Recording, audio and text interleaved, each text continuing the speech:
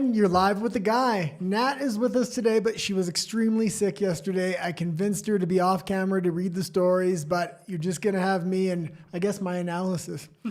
Let's get into some comments if we can before we get into the breaking news. And we have a ton of stories today because we missed yesterday. I've combined yesterday's stories with a lot of stories from today. And there was the big press conference yesterday with all the prime ministers with all the premiers from most of the provinces, which was big news. Yes. And first of all, hello to everybody. Thank you for joining us. Please don't forget to subscribe. It really helps us out. But also, thank you so much to Steve Surfaro for the $9.99 super chat. Oh, thank you, Steve. Pre-streaming Comrade Carney subjugation tax. So thank you so much for that. And other than that, let me see what else people have said. Steve Surfaro says, hey guys. Well, today it is just Guy. Says, I cannot believe Carney has a campaign for fake Canadian sovereignty. Well, yeah, and I'm not so convinced it's fake Canadian sovereignty. It's real Canadian communist sovereignty is what he's trying to build here, and he's trying to build a real sentiment, and he needs to build that sentiment so we can take the sovereignty away from individuals and away from capitalism within Canada and put that in the hands of the government. So when he starts giving out loans for companies for percentages and he starts nationalizing the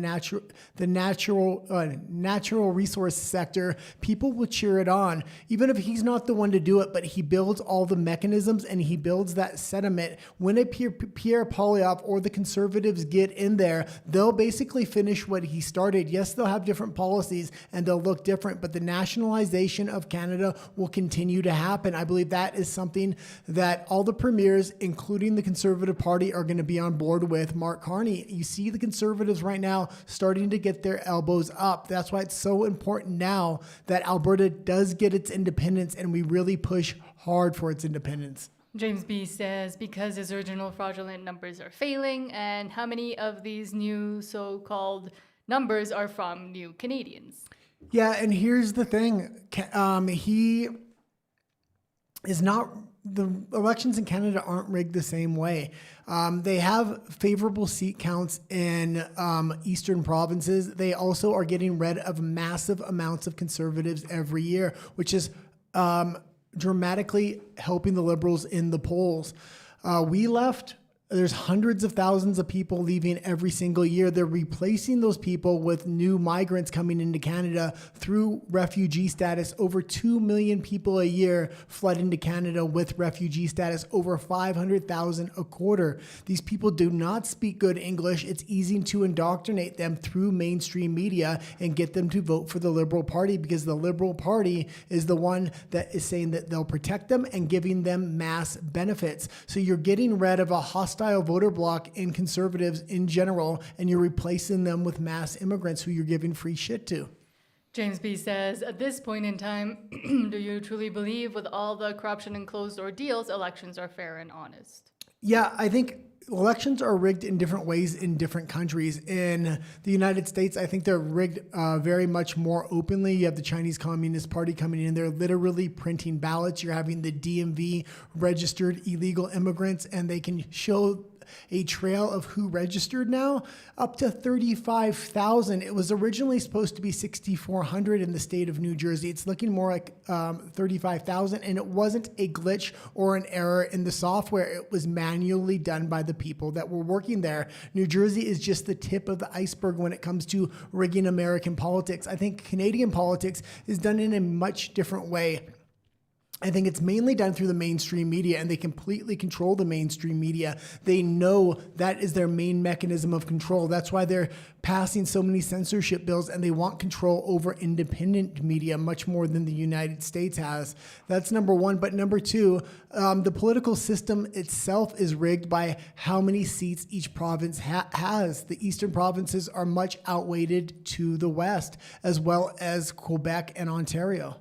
Few more comments. Silverfeet says, hi all, hello, thank you for being here. And for the Vespa says, I can't believe Fringe's stream got taken, so that would be the unacceptable. Fringe stream got taken down yesterday. The censorship laws are starting to affect content creators now. Oh, I didn't hear about that. I've been watching his edited videos. I hadn't watched one of his streams in quite a few days there. I'm going to check what happened with that.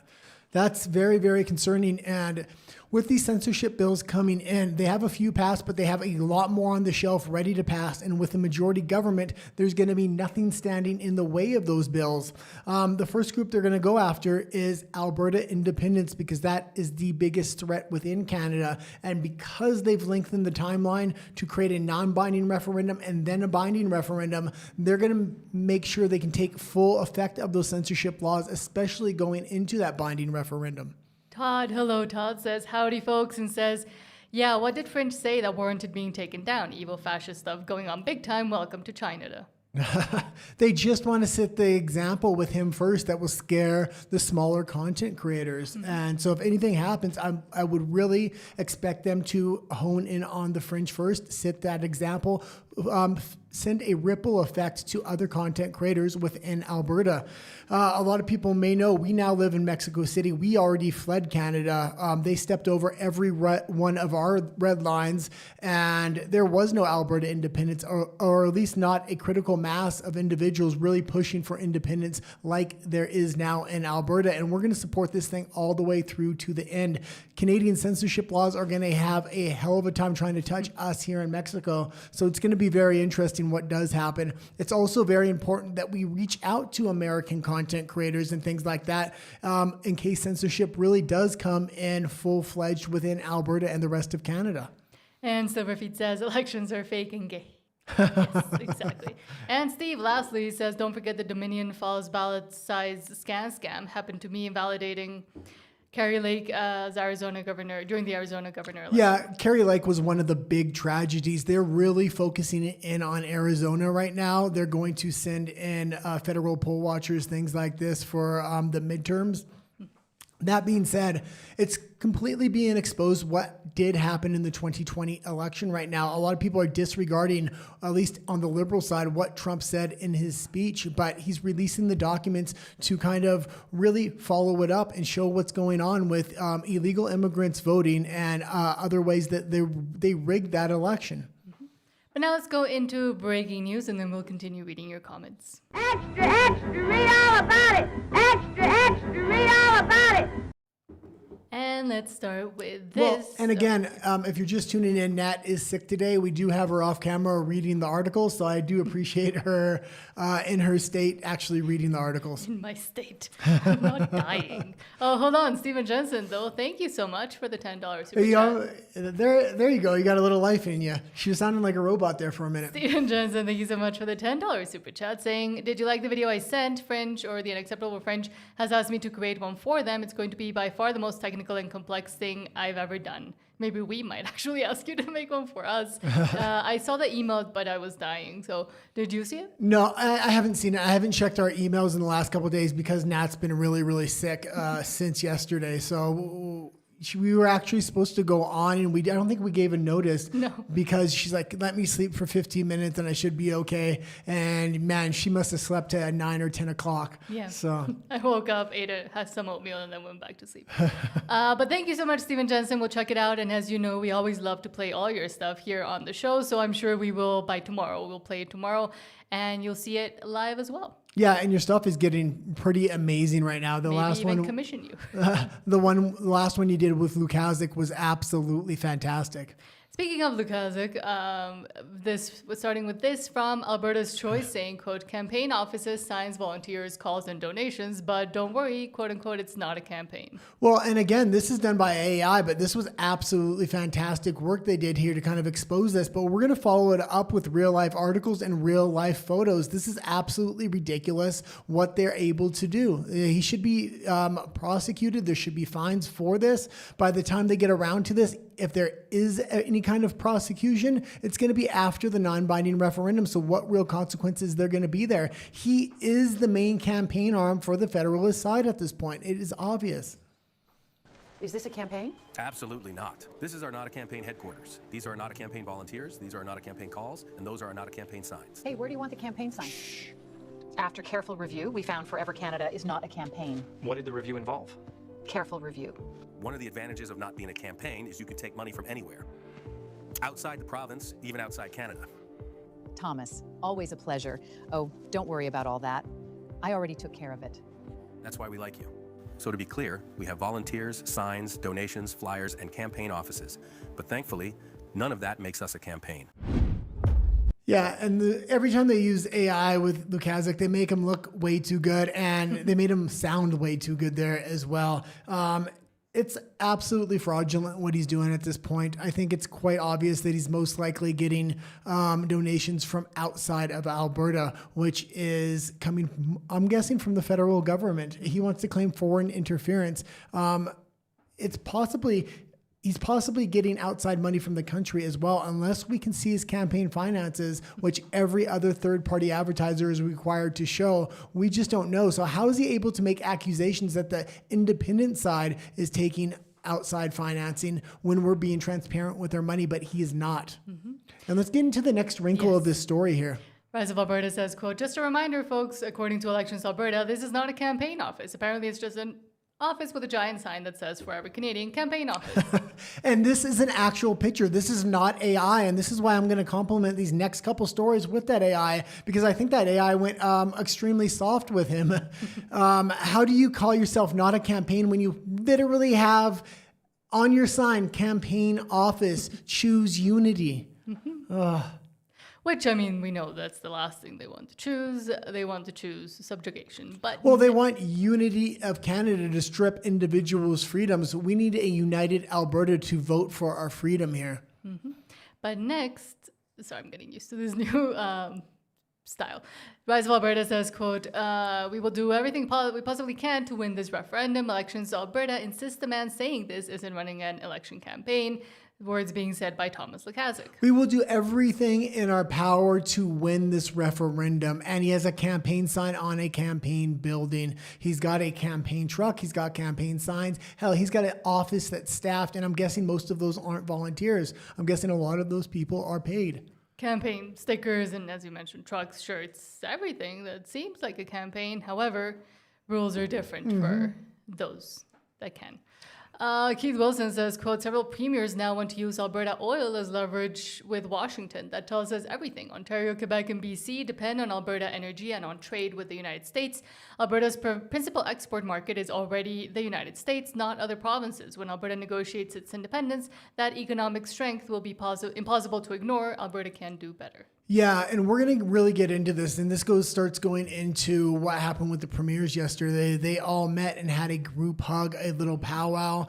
Doug Ford's trying to lead them along with Mark Carney that every province needs to put something up so we can put the pain on the United States. Danielle Smith has taken the right approach, even though I don't like the fact that she's not supporting independence. She's able to get a $13 billion deal with an American company being Meta, as well as multiple pipelines being offered by the United States and almost no tariffs being focused in on Alberta itself. The majority of the tariffs are being focused in on other provinces because of the good relationship she's built. The problem with this is the federal government looks to be tapping her on the shoulder, and she starts to look to lean the other way, to really start to get her elbows up here, and this could severely hurt the Alberta economy. This would be great for Alberta independence because this would show Danielle Smith's true colors to all the rest of the Albertans there. She has a strategy that's working. Mexico's used the same strategy, befriend the United States and try to make overarching deals. A lot of other countries have done this as well.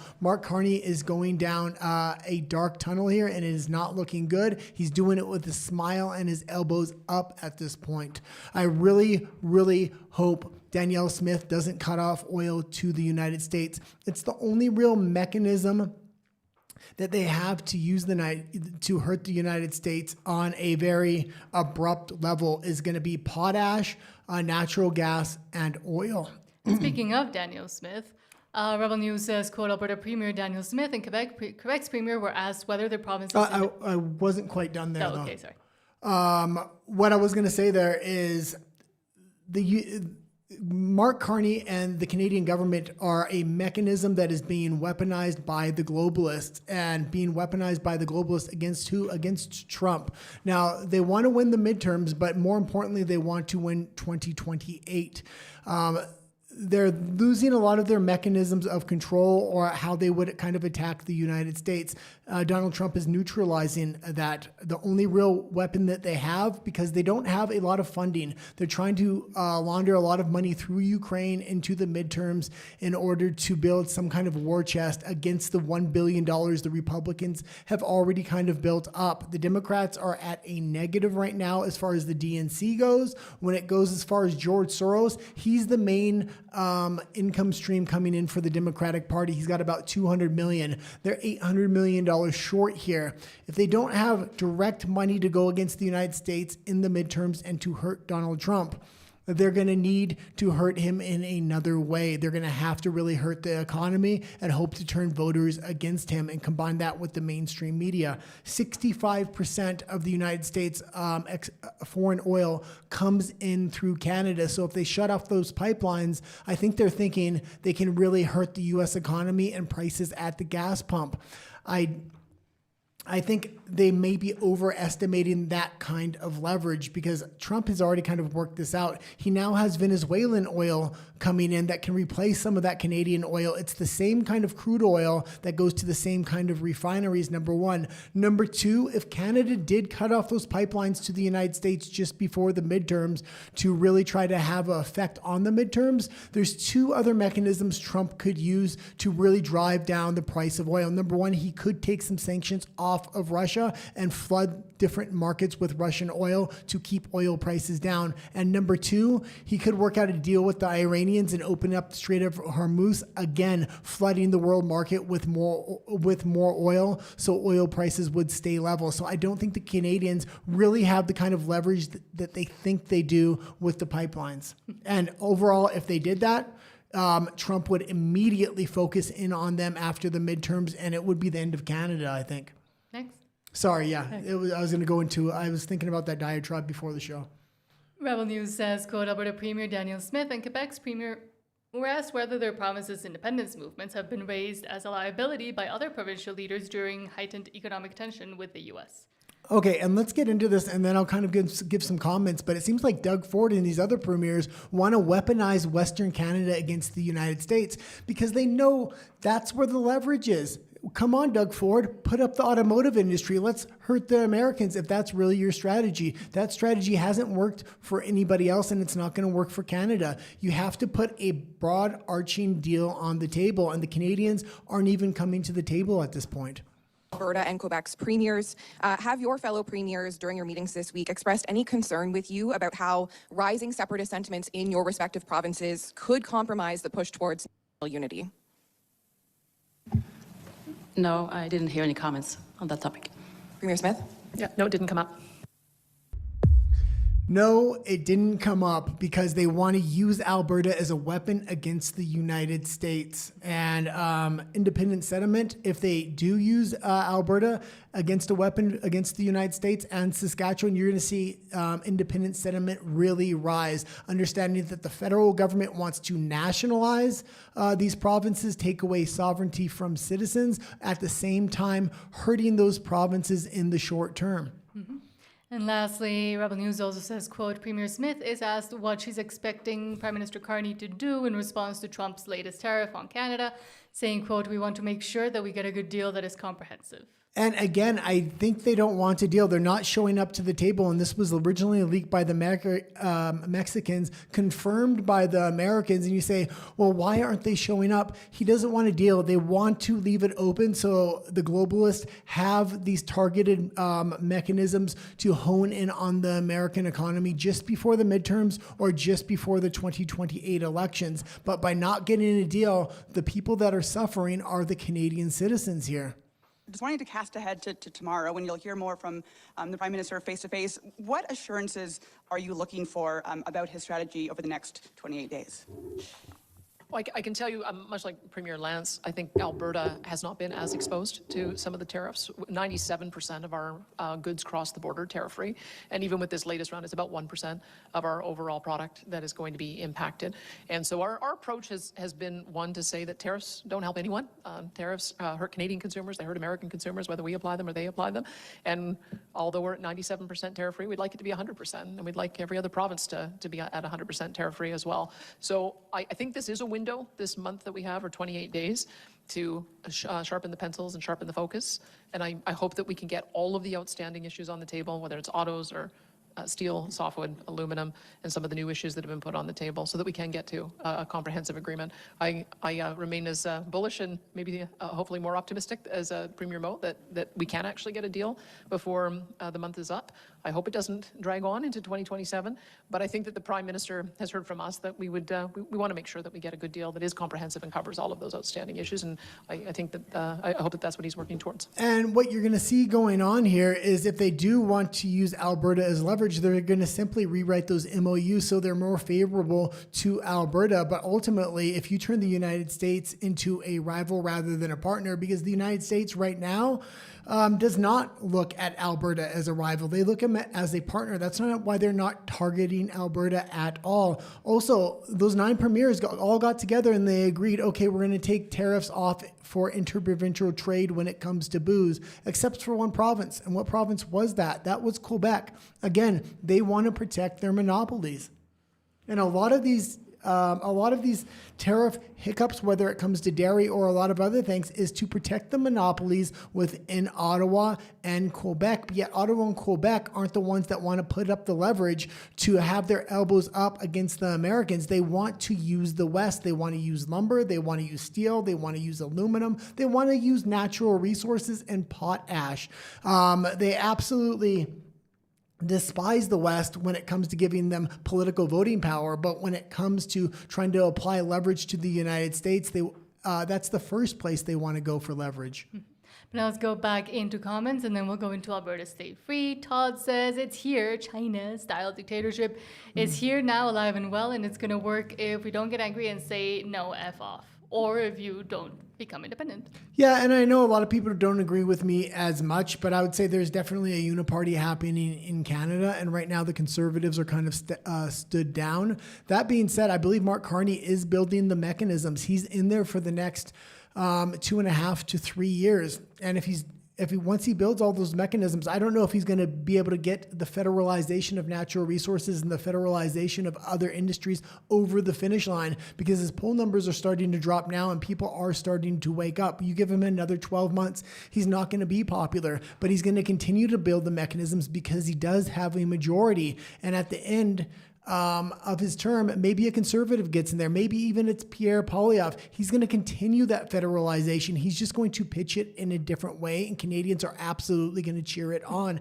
It's going to be really hard for Alberta to get its independence if a Poilievre takes office. This is why we need to push for independence now while Carney's in office, and people can see it plainly that he is federalizing Canada, and federalization of industries and natural resources is communism in the modern age. Todd also says, missed you guys yesterday, but we need to take care of Nat, need her healthy. Thank you. And it's very rare that I ever do get sick, but when I do, it essentially takes me down. The last time she said that, she got sick as well. Shut up. Stephen Jensen says, of course the East wants us to sacrifice our economy to save their sorry behind province. No way Danielle will go along with this. It would be career ending for her, or career building. I would also put that on the table. Yeah, I don't think she's going to be against it as much as a lot of other people do. She's kind of coming out on the surface saying she doesn't want a tariff war with the United States, leaning that way. But if you read more into her answers and really watch all of her interviews, I think she's open to the idea of using this as leverage to get pipelines moving and to get other natural resource contracts moving. But within those MOUs, she's signing away the economic sovereignty for Alberta anyway. So I don't know how good it's going to be to get pipelines moving. That's literally signing away the sovereignty of the provinces themselves. Steve Safaro says oil and the pipeline quote unquote economy is the currency of the decade. Well, I don't know if pipelines are the currency of the decade because the way they're formatting these MOUs and these contracts are beneficial to the federal government, not to provinces. The money that comes right off the top of these pipelines is carbon tax money and other tax money that the federal government's putting on these. If these pipelines have so much taxes, onious taxes put on them that they're not profitable, Alberta ends up getting no money. And I think that's the way the federal government will end up running a lot of these pipelines, is taking onious taxes off the top to make sure these pipelines don't run at a profit. They either run neutral or at a negative, so there's nothing to be shared with the provinces, and the federal government takes everything off of the top. Steve Zafar also says, number 3, U.S. can tap the domestic oil reserves, which is kind of what we were talking about earlier. Yeah. Yeah, there's a number of things that the United States can do. And I think what happened in Venezuela would severely hurt the leverage Canada thinks they have over the United States with these pipelines. Also, again, they can just take off. If Canada says we're turning off the pipelines, that's going to make international news. Trump can immediately say, well, Canada's turning off the pipelines. We're going to ease up on sanctions on Russia until they turn them back on. We're also going to open up the Strait of Hormuz. This would completely balance out anything Canada can do with their pipelines, shutting them off to the United States. And ultimately, this would be a huge detriment to the United States on the short, medium, but especially the long-term level, because it would be an all-out economic war with the United States at that point. James B. says, it may take time, but I will believe that people will not tolerate this for much longer. I thought they would have stopped tolerating it a long time ago. Yeah, I wish this was true, but ultimately, I think the liberal globalist strategy, the way it was supposed to work, is working perfectly within Canada. It didn't work so well within the EU and a lot of other countries. What I mean, ultimately, they wanted to make it untenable for conservatives in countries so they would naturally leave. A lot of conservatives are already fleeing Canada and have been fleeing Canada, and they're bringing in a replacement population with refugees and migrants, giving massive amounts of benefits, saying they'll protect their status, number one, but also indoctrinating them through mainstream media because English is their second language. And they also want to fit in, and they don't want to be kicked back to their original countries.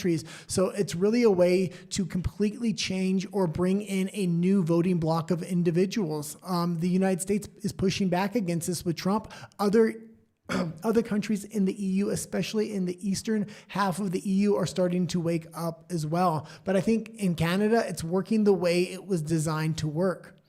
Philip Vespa says, I liked your video, Mr. Jensen. Maybe you can start making ads to help out with Keith's TPA. That'd be a good idea.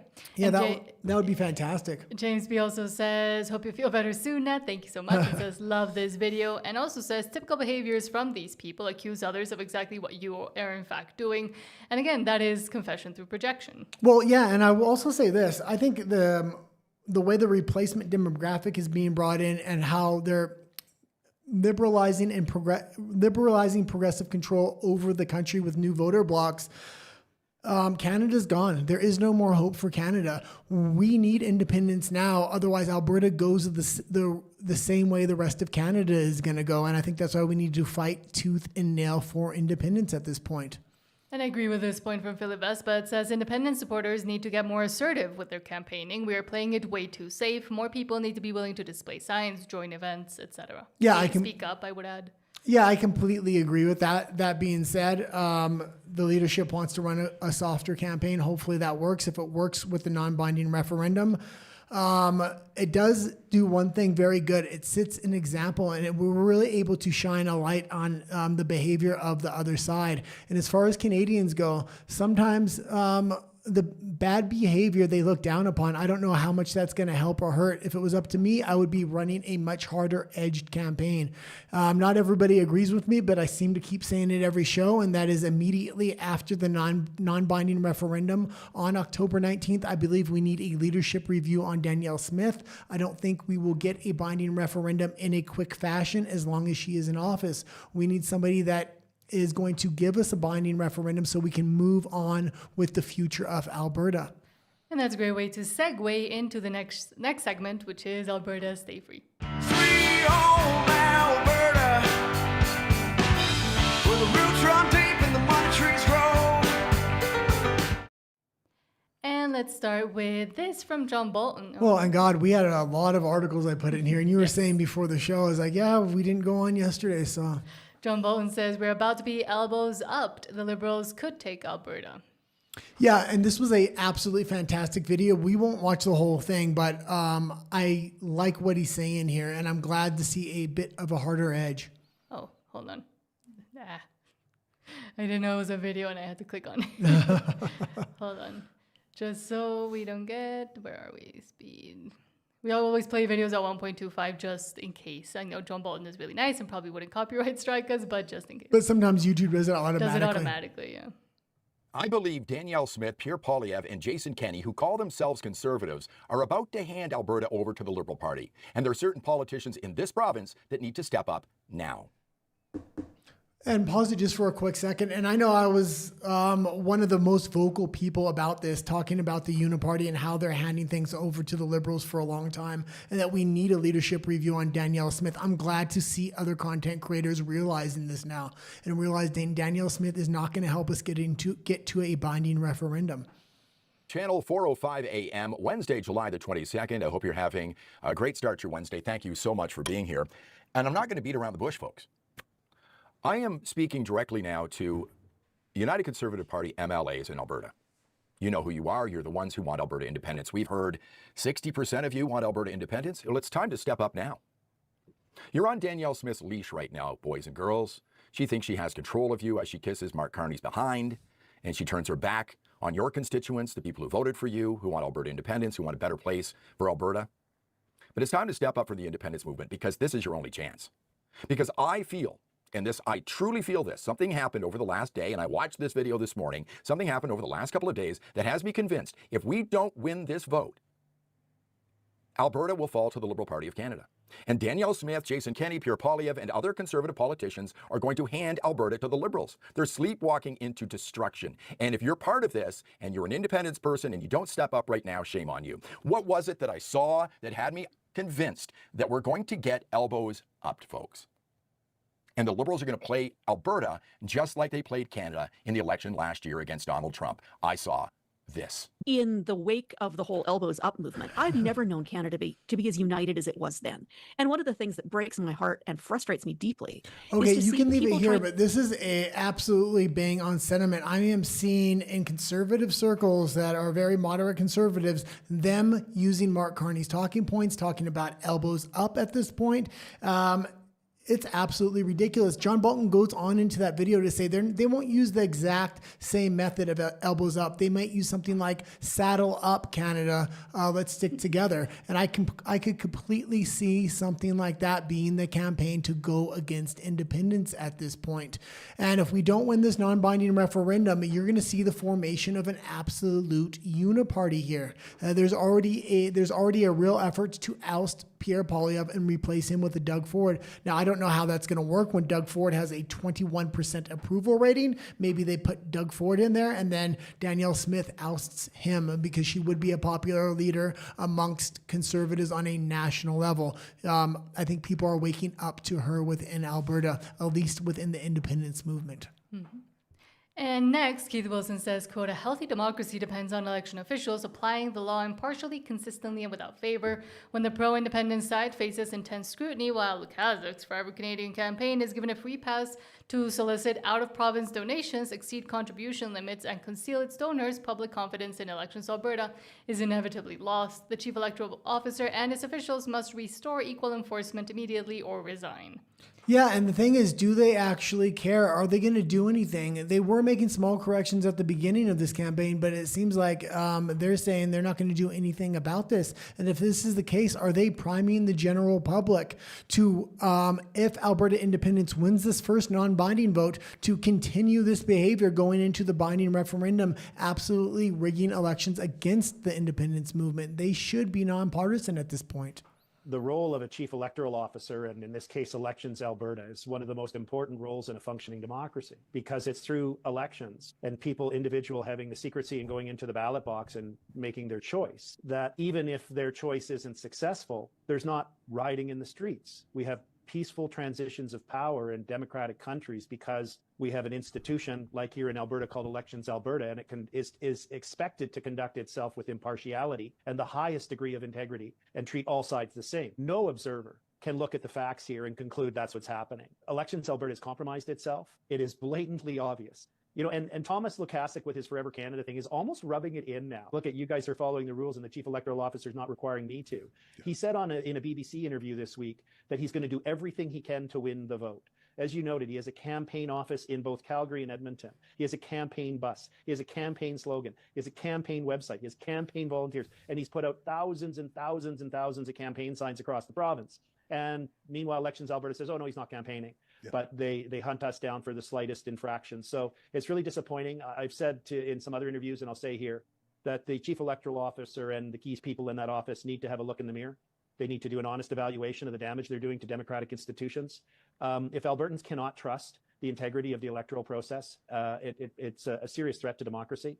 And I hope the chief electoral officer either changes course and enforces the law. Okay, and we can leave it there. An absolutely fantastic statement, and we cannot back down on this issue. I don't care if they don't move. This would have been one of the times when I kept saying we need to reach out to American media and independent media and mainstream media and make them aware of what's going on in Alberta, because if they were aware and the federal government was getting asked questions by international media on what the hell is going on with Elections Alberta, they would be forced to change their behavior. But at this point, nobody's noticing this outside of Alberta, and it seems like Elections Alberta doesn't really care at this point. They're not budging. We need to keep calling. We need to keep pointing this out. Every time they break the window of an independent Alberta independence supporter, whether it's their business or they do something violent on the street, we need to keep pointing this out. And also keep answering your phones for those verifications of the petition signatures. Absolutely. But next, Peter St. Ong says nearly half of Canadian manufacturers are moving production to America. We already knew this. 3/4 are moving in the next 2 years. It turns out elbows up means giving Trump all of Canada's jobs. Yeah, and the majority of manufacturing that's moving out right now is companies that have between 3 employees and 200 employees. And this is going under the radar because it doesn't make mainstream media because it's not the big headline. But bigger companies are moving out as well. And that's why you'll see it here or there, because when it's one of the big companies, it will be reported on. But there are thousands of businesses moving their headquarters to the United States, moving their manufacturing base, not only to the United States, but Mexico as well. A new study finds nearly half of Canadian manufacturers are moving production to America. So much for elbows up, Canada's globalist new slogan to fight Trump by giving him all the manufacturing jobs. A new KPMG survey found that 42% of Canadian manufacturers have either moved production to the U.S. or are planning to. 29% have already moved at least some production. Another 13% are preparing to. 3/4 of those expect to move within 2 years, in other words, during Trump's presidency.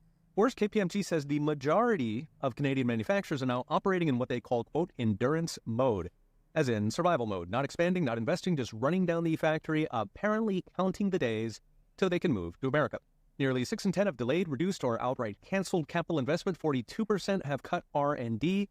Now, the immediate trigger is Trump's tariffs, which are about to go up this week. But Canada's manufacturing exodus has been a decade in the making, thanks to Justin Trudeau and Mark Carney jacking taxes and red tape while strangling Canada's And this has been a big talking point kind of coming up in international media when people are looking at the Canadian economy. They're saying the Canadian economy was bankrupt already. They're using Trump as the excuse to kind of reveal that to the world. Immense oil reserve, 20 times the U.S. on a per capita basis. The deeper problem is that however much Carney wants to elbow up Trump, Canadian manufacturers cannot walk away from America, which makes up almost 1/3 of global consumption, in which geography has been kind enough to plop right next to Canada. 61% of Canadian manufacturers say their business literally cannot survive without access to the U.S. market. So while Carney jets around a dying Europe, in the real world, Canada cannot replace the world's largest consumer market sitting right across the border with a trade mission to Belgium. Okay, and you can kind of leave it there. And another thing I was going to say here was, if Carney does want to nationalize the natural resource sector and start buying up major industries by giving them loans for percentages of companies, this helps them tremendously. having a trade war with the United States. But also, if Trump's smart, what he'll do is just go year to year, and this will give no confidence to manufacturers within Canada, and it will slowly hollow out the Canadian economy, and it won't give Carney the excuse to use the Emergencies Act because things will be happening in slow motion year after year. It would be a 2 to 3 year process, I believe. That being said, if Trump does, after the midterms, completely cancel the USMCA and pull the rug out from under Canada, I think Carney has a plan for that, and it's called the Emergencies Act, and that would give him a tremendous amount of power to nationalize the natural resource sector as well as other sectors almost overnight. I believe that's what Carney wants. Now, is that what he's going to get? I'm not sure. And next, think of him what you will, but David Parker says, quote, "This is how I feel. America is the best thing that ever happened to Canada." Yeah, and David Parker, not my favorite person, but absolutely fantastic post. And if people in Alberta want this could be the Alberta flag on the back of that kid, being best friends with the Americans. Because even right now, in the midst of a trade war with the United States, Alberta is the one ray of sunshine for Canada. They have almost no tariffs. They have good trade relations. They're having massive investments, some of the biggest in Canadian history coming up from Meta. They have multiple pipelines approved by Donald Trump. They're the one place in Canada, maybe Saskatchewan, that haven't felt the heat of the trade war. And I think that's been intentional on the U.S.'s part. Mm-hmm. And because Alberta is so beneficial to the U.S. as well, while the rest of Canada, well, takers, not so much givers. But Ryan Gertison says, quote, "How delusional are these individuals, or are they just gaslighting us? Him mocking Trump at the end isn't helping in any way." Yeah, and this is the thing. These are useful idiots for Mark Carney. Mark Carney is playing a globalist game and wants to bring Canada down the communist path through federalizing natural resource sectors and other sectors. I don't think the premiers are hyped to this. They just think, let's go to war with Trump. It's good for me. It feels good. Let's put our elbows up here. It's clear that the ban on American booze is working. So if Trump wants to negotiate an end to the trade deal that he started, we're happy to get a fair deal for Canadians. But until then, the U.S. booze stays off the shelves. By the way, happy birthday to Premier Eby from British Columbia. We're united as Team Canada. Thank you for your attention to this message. Absolutely insane. And who do they think they're hurting here? If the I don't know, I'm not sure how many states have taken Canadian booze off the shelves, but if they want to take Canadian booze off the shelves in every single state, that's a market of over 400 million people. Canada has a market of 40 million people. How much pain do you think that's really causing the Americans? It's nothing more than an irritant at this point. The only real leverage that Canada has, again, is Alberta and Saskatchewan with the natural gas, the oil, and the potash. And if they want to use those as leverage on the Americans have far more leverage, and that will wake them up, and that will turn this into a real trade war where America will absolutely crush Canada at that point. They're not going to have pipelines turned off to them. Canada in general is an irritant. Let's go back to your comments. Sean says, "It's very clear that as far as rural Canada and especially Alberta is going to continue to feel Carney's wrath. I'm beginning to agree with Guy, the end goal being federalization." Yeah, and we it's almost too nice of a word, but I don't like to sound hyperbolic, but federalization under the way Mark Carney is doing it is literally modern day communism. They're going to the Chinese model. When people think of communism, they have a very in the box way of thinking about it. But if you look at modern communism in China, it is literally the model Canada is trying to implement. When we look at private property as well, China is on 99-year leases. When somebody says they own property in China, what they mean is they lease the property for 99 years, and that's considered ownership. That seems to be the model that Canada wants to go to as well, by taking private property rights away from citizens, putting it in the hands of First Nations. If you don't know how property ownership works on First Nations land, if you're not part of the First Nations, you can actually lease property for 99 years, just like the Chinese communist model. That's what they want to do with the natural resource sector, and they also want to do it with the manufacturing sector and other big sectors in Canada. And the way that he's beginning to soft pitch this is, oh, we're going to give loans. He wants to give loans to these companies that they can't possibly pay back because of the amount of regulations Canada has to keep businesses out of Canada. Then he's going to give them more loans, and those secondary loans are going to be for percentages of the businesses. So he'll slowly have federal ownership of major businesses within Canada. Sean continues, not selling Alberta oil to the USA will hurt Alberta, not the US, ultimately. Carney is clearly the new leader of the technocratic socialist elite club of the Rome managerial elite. Yeah, and Rome managerial elite, sorry. Well, and I just wish more people were woken up to that he is really leading the globalist, and he is one of the mechanisms they're trying to put a real hurt on the Americans. And when I say a real hurt, you say, well, what is he really doing? I think when the midterms comes, they want to do something to really affect the American economy just before the midterms so it would actually have an impact. Because if the Democrats can win the midterms and they can have the Republicans lose, they can then try to impeach Trump. Or even if they fail at that impeachment, they can raise massive capital off the back of that idea going into the 2028 election.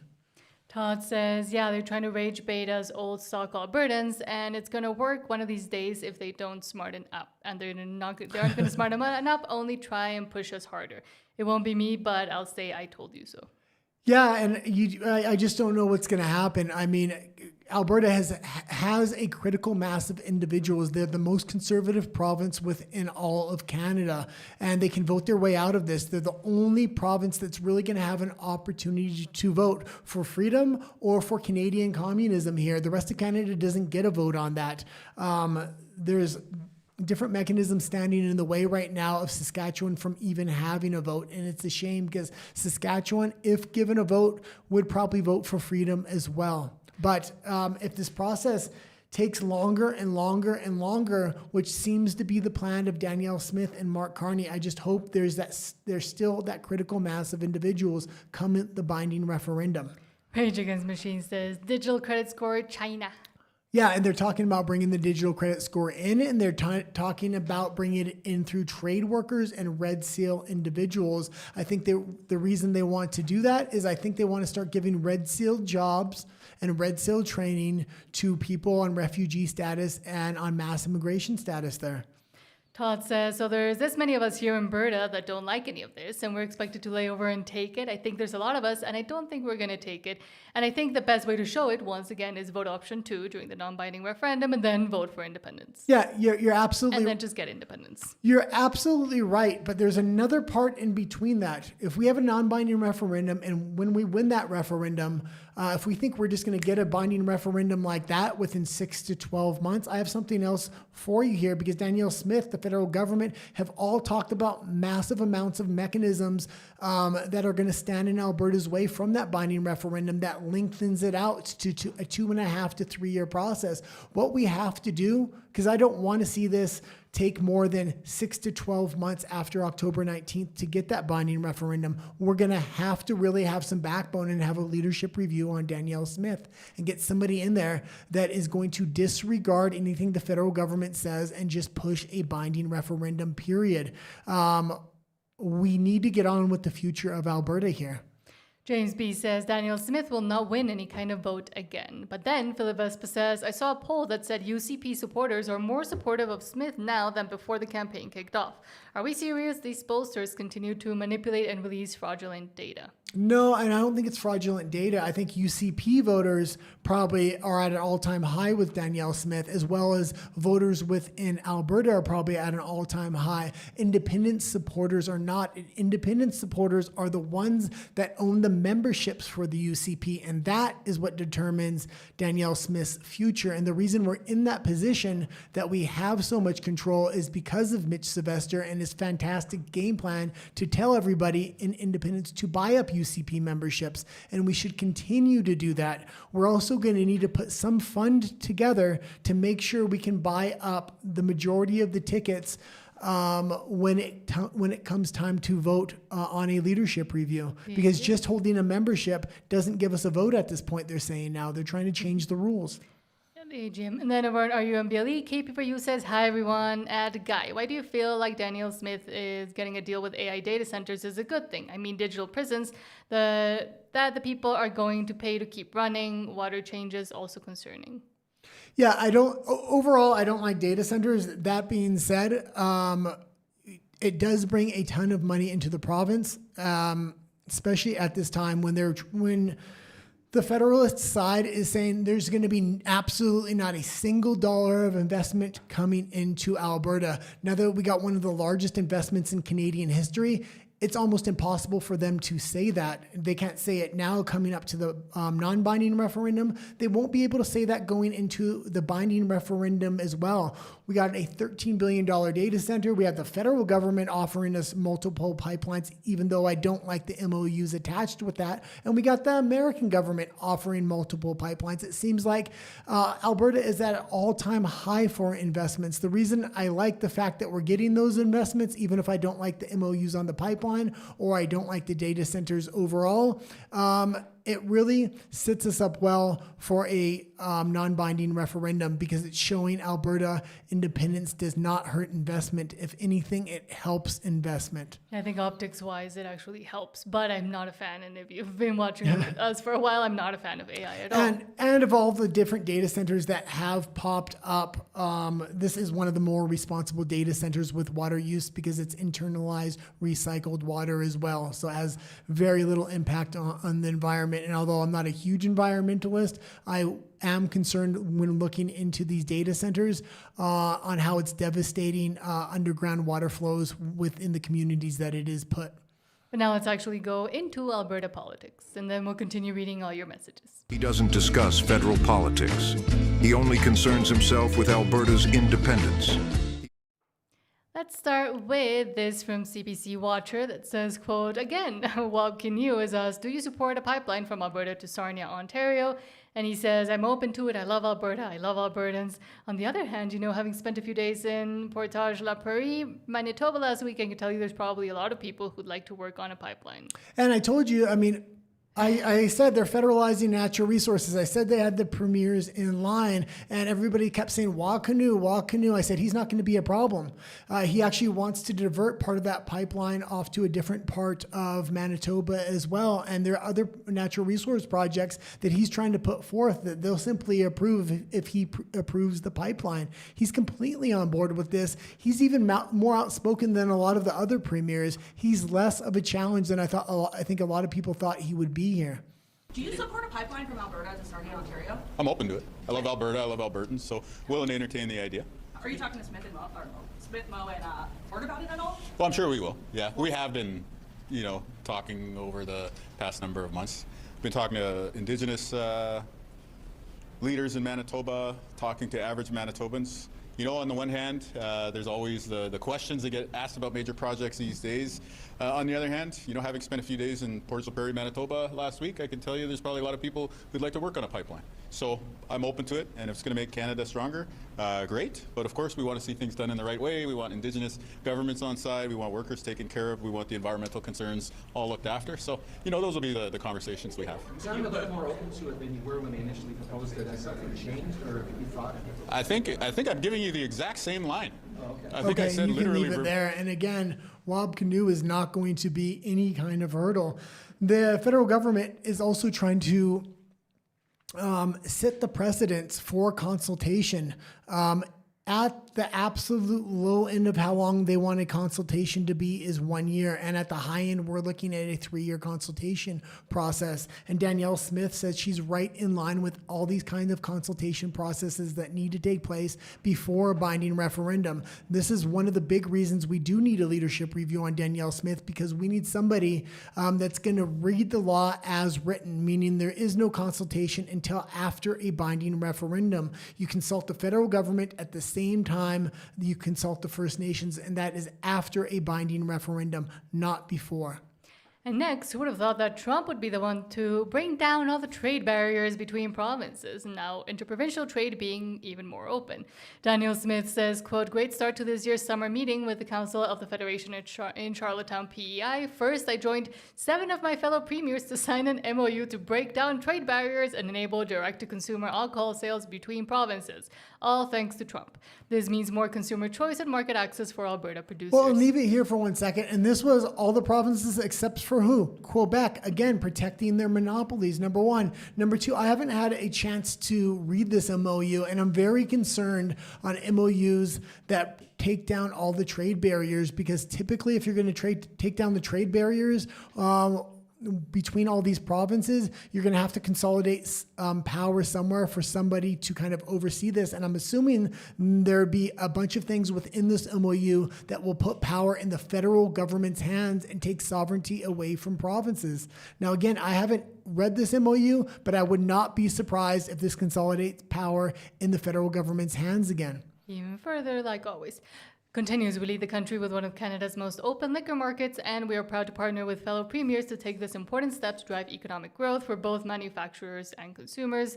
Then Premier Rob Lance hosted an incredible reception to welcome Canada's premiers to beautiful Prince Edward Island. And when you listen to this, it really seemed like they're all taking the same steps. Now, they're not going to do overnight, especially the Conservative premiers, but it sounds like they're headed in the direction of elbows up for the entire country, creating almost a uniparty-like country. And this would be for what purpose? For federalization of not just natural resource sectors, but other sectors as well. Mm-hmm. This would take sovereignty away from provinces, put it in the hands of the federal government in the name of protecting Canada.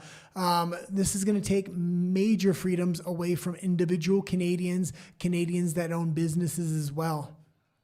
But speaking on this and the alcohol ridiculousness, to spite America, Storm News says, quote, wait, Canada made it illegal for Canadians to purchase American alcohol, the alcohol that's already on the shelves, that the stores already paid for. Yeah, they're not the brightest. And again, no. Now, again, this is just showing Danielle Smith had a good strategy going into this. She had befriend Trump. She had befriend the United States. She did not take liquor off the shelves. She was able to get pipeline deals, even if she's not using these pipeline deals, which I think is a mistake. She should start working on those pipelines to put even more pressure on the federal government's for better deals within the MOUs for the Canadian pipelines as well. But now she seems to be going the opposite direction. She seems to be going in the elbows up direction, like a lot of other conservatives within Canada.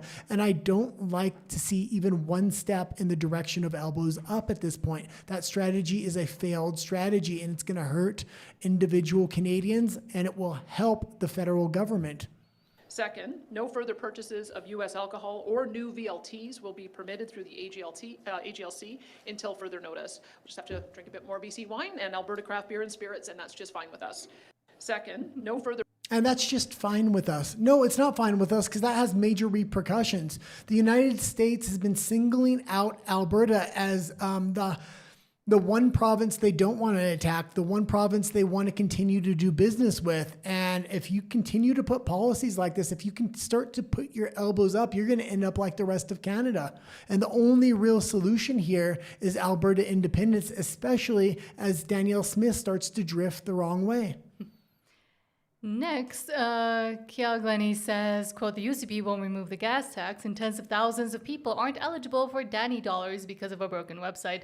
How's that working for Albertans as gas hits $1.82, I guess? Yeah, and I always thought the Danny dollars was absolutely ridiculous. What they should have done is take all taxes off of natural gas and oil. And in a free and independent Alberta, citizens aren't going to be taxed. Mid-sized businesses and large-sized businesses and the natural resource sector is how you build your infrastructure. Individual citizens don't need to be taxed in a natural resource sector that is as rich as Alberta, number one. But number two, small family-owned businesses with 3 or less employees should also not be taxed, because we want to give an advantage to small family businesses over corporations. And how the system's designed now, it seems like corporations have that advantage. And lastly, I don't know why you put this in here, but the internet remains undefeated. Says, great, now I need a donkey. This was a funny clip, and cracked up when I seen it. So I thought I'd lighten up the mood. Ow! Ow!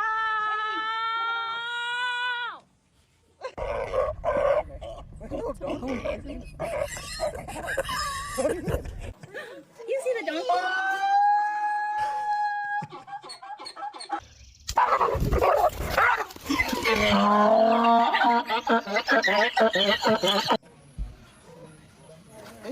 Hey. Ow, ow, ow, ow, ow.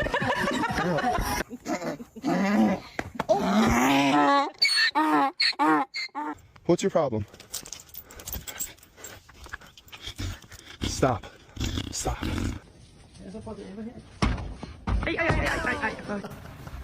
I can make them late. That's sad. Donkey, not your breakfast.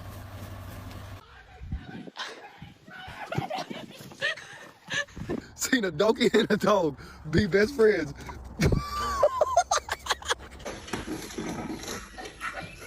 Indeed.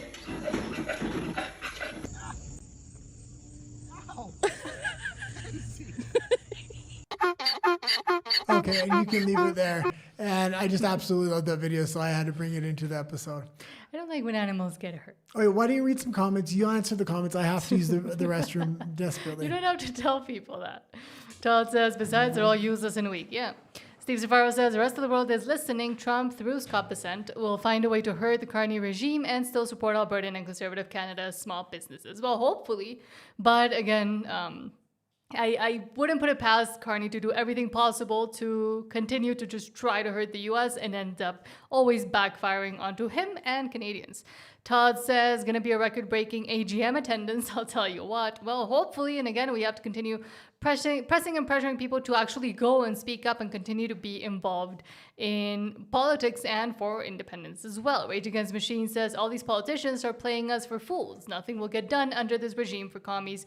We will have to forcibly leave, period. And again, I think most people already have made that decision and have seen that that's the only way out. And again, we see it in other provinces by people leaving in droves just by themselves seeking independence. Yeah, and the problem with the AGM attendance is I think it's going to be limited. And they're saying you have to have a ticket. And I'm wondering how big the venue is going to be and how many tickets are going to be available to people. Again, I think we need to have a fund for independence supporters that have memberships for the UCP so we can absolutely own that leadership review.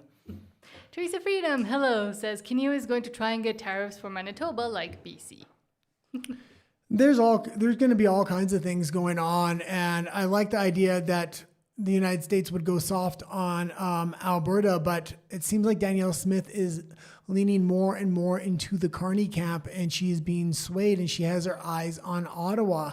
And if she's willing to play ball with Canada, she's going to get caught up, and she's going to get Alberta caught up in a trade war with the United States. Up to this point, she's been able to befriend the United States. She's taken the opposite strategy of the rest of Canada. I don't think she's going to continue to do that anymore. And I think you're seeing that with a lot of different things that are being put within this MOU and how the federal government is trying to box out U.S. investment from coming into Alberta as well when it comes to the natural resource sector.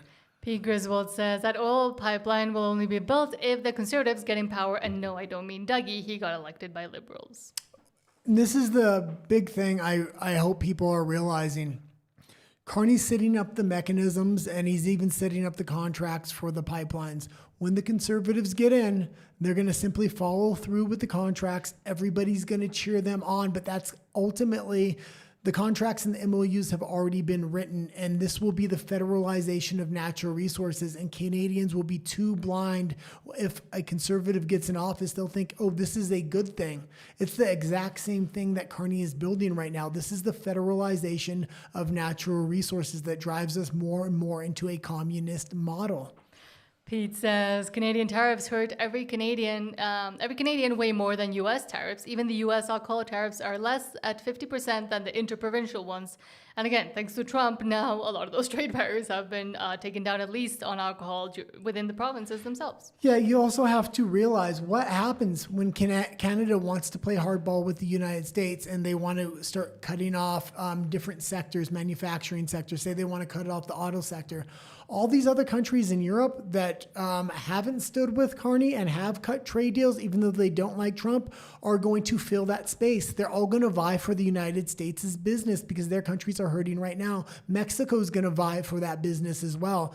So anytime Canada tries to play hardball and cut off a sector or have an impact on the American economy, you have a dozen other countries ready to jump in and do business with the United States. And you have almost the opposite in the other direction. When the Americans start squeezing the natural resource sector in Canada or other sectors within Canada, this weakens Canada. And a lot of the other countries that are doing deals with Canada realize we can get a slightly better deal now because the Americans aren't doing business with Canada. P. Griswold also says, dude, that was a power piss, LOL. He Yeah. knows he has to hurry. I know I had to hurry. Philip Espa says, tariffs are good for your economy if used correctly. The academic textbooks have lied to us for the past 40 years. Yeah, it's called Hamiltonian economics, and this is what Trump is trying to get back. And this is why I believe next week we're going to start on Wednesday covering American politics, hopefully pushing Trump, doing our part to push Republicans in the midterms and in 2028 to get a candidate like J.D. Vance. We'll still be covering Alberta independence 5 days a week. One day we do need to cover American politics because we need somebody in office in the States that's going to recognize Alberta as an independent country if we get our independence, because Mark Carney and the Liberals might be able to extend this timeline out so it could be a 2.5 to 3 year process. We have to prepare for the worst case scenario here. Ken Pengelly says they announced digital ID for trades. Yeah, and that's what I was talking about earlier, digital ID for trades. And you know what that says to me?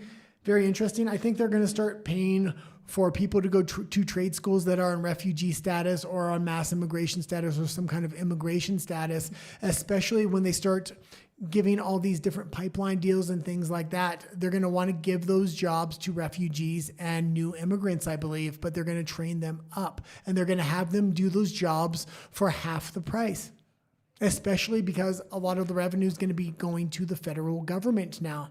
P. Griswold says supply management is anti-free trade. We're the only G7 country to still use that barbaric economic standpoint. Yeah, absolutely. And one of the big things, if tariffs are used properly the way Trump is trying to use them, you could technically take taxes away from citizens. And that would be absolutely fantastic. Two other ways you can take taxes away from citizens is if you have a lot of natural resources like Alberta has, so it's a no-brainer to have no taxes on citizens. But another thing is to have a banking economy like an Ireland or something like that. Now, Ireland still has taxes on citizens, but there's other banking economies that don't have taxes on their citizens. J-Man says, I would like to see Alberta independence pass. Oh, we would all like that. Philip Espa says... And we're fighting every day for it. Yes. Philip Espa says, I would not rule out needing intervention from the U.S. military at some point if Canada really plays hardball. A good example is if they invoke the Emergencies Act to arrest independence leaders. Yeah, which they've already said on stage they would like to do. The thing is, yeah, we might need the U.S.'s help at some point, but Albertans are going to have enough backbone to put the United States in a position to actually offer us their help. Meaning, if they just keep trying to extend this out and extend it out, so it's a 2.5, 3.5, 4.5 year process, and we just keep going along with it, saying we're just going to fight the good fight and we're just going to go along. No, we have a non-binding referendum on October 19th, which we're going to win. 6 to 12 months after that, we need to demand a binding referendum, and we need to take not one step back on that. Most of the Alberta independence leadership believes the binding referendum should happen at the latest on October 17th of 2027. And I'm fine with that, but not a day later. And in my opinion, I don't think we're going to make that date with a Danielle Smith leading Alberta. And I think that's why we need a leadership review on her. But I could be wrong, and it's up to Albertans to decide. James B says, ever really look at the photos of the forever communists? All of them are elderly that do not care about the future. And Pete Griswold says, yeah, boomers. Tell me about it. LOL.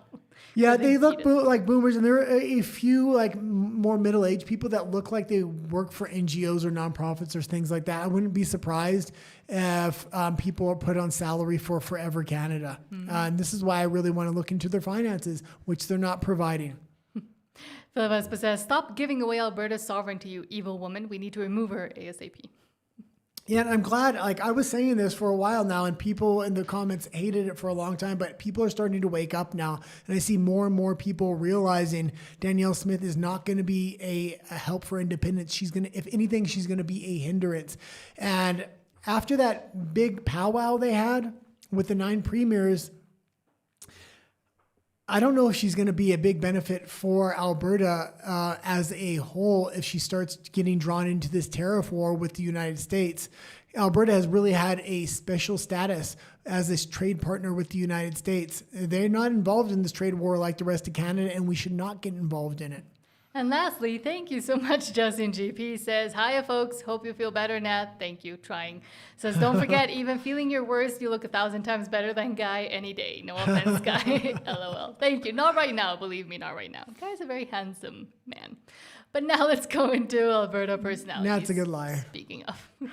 But they need to understand that Albertans are done, we're leaving, and there's no more conversation to be had. I know that's upsetting to people. And let's start with this from Ivano DeFazio that says, this Liberal supporter is angry at Mark Carney. Did we not warn them that this would happen? Many, many times. Well, yeah, and Liberals are starting to wake up. Not en masse, but it's starting to happen. And I will say, I don't know if Mark Carney's going to last the entire 3 years, but whether he does or not, I truly believe there is a uniparty in Canada, and the Conservatives are going to come in there and finish what Mark Carney started, meaning the MOUs, the contracts will already be signed for pipelines to give away the sovereignty from provinces, and I believe Canadians will cheer on the same policies that Mark Carney has put in place if it's a Conservative pushing it, and it's a shame. Well, I don't know about you, but I am super pissed off with Mark Carney at this point. Carney is like the wimpy little fucking white-collar prisoner that is being bullied by the prison yard bully right now. Trump came for his dessert, which was the Gordie Howe Bridge, and Carney gave it to him. Instead of standing up and taking his licks, standing his ground, he didn't. He bent over. And now, Carney is Trump's bitch. And look, I mean, we have wildfires, and this guy is threatening more tariffs on us right now.